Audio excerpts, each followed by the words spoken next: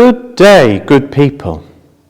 This weekend sees the annual National Act of Remembrance, when we commemorate those who have died in war, honouring the memory of those who served in the armed forces, but not forgetting also those who died as civilians, those forced to leave their homes and become refugees, and all victims of oppression and injustice in our world. On Sunday, our 10 a.m. service will end with 2 minutes silence and the laying of a poppy wreath, enabling us to pay our tribute as a congregation and as a community of prayer. I'm also delighted that we are hosting Musica Johannis on the evening of Friday, the 11th of November, with a concert of music for remembrance, including Requiem by Gabriel Fauré. The proceeds will go to the charity Forward Assist, which supports military veterans as they adjust to civilian life. We cannot begin to comprehend the heavy burden which ex-servicemen and women carry, the trauma of what they have endured in the service of others. Our act of remembrance and support of veteran charities is the least that we can do. But as people of faith, we can also pray and act to build and sustain a world where war is no longer the default solution to differences of opinion. Even as I say that, it seems hopelessly idealistic, and the history of humanity tells a different story.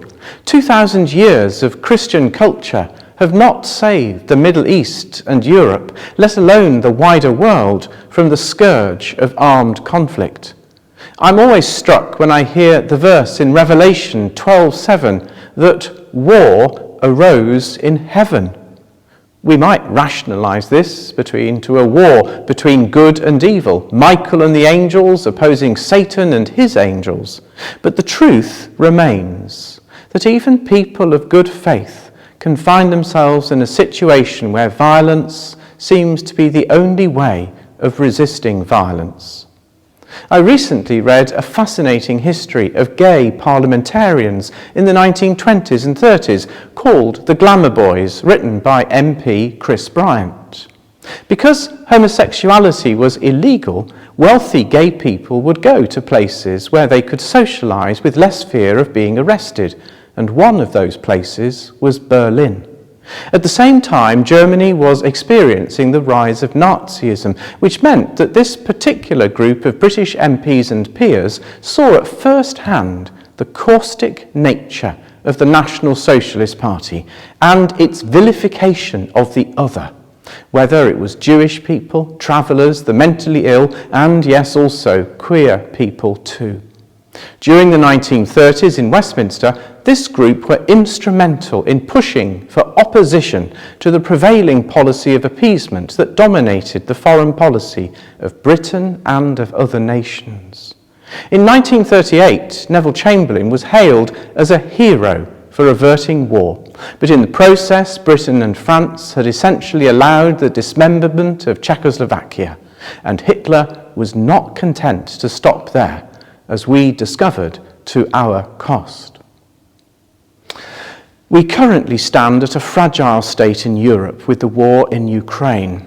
It might be argued that the failure to address the annexation of Crimea is what has brought us to the present situation, and the lesson of history is that we perhaps face tougher times ahead as the clash of nations continues. The increased scarcity of resources, the need for land to grow food in a world where less fertile land is available and where water and fuel are in short supply, means that avoiding war will require leadership and courage on a scale the world has rarely seen. In the face of this, as well as pray, I can think only that I order my own life to sustain a community where respect for those who are different from myself is the guiding principle, but also accept that this might mean taking seriously the complaints of those who have declared themselves our enemies. I would like to think that the climate crisis will bring leaders together to avert the threat we face, but my fear is that it'll set us against each other even more. As well as pray, perhaps this year our act of remembrance will cause us to take a sober consideration of what peace in the future will require and commit ourselves to it.